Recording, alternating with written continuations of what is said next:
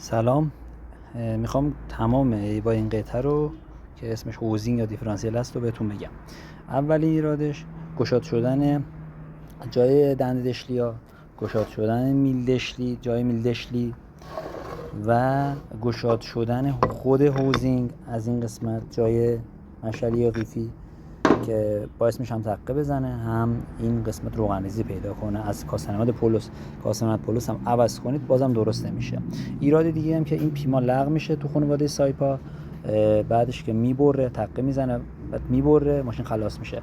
خانواده ایران خودرو این شکلی نیست، هیچ کدوم این اتفاق براشون نمیفته چون پیچی هن. این قسمت یا پرسه یا پیچه، این اتفاق براش نمیفته.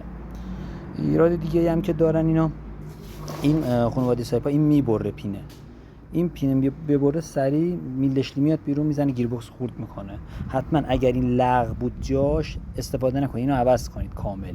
اگه دیدید میل دشلی جای این لغو به هیچ عنوان استفاده نکنید.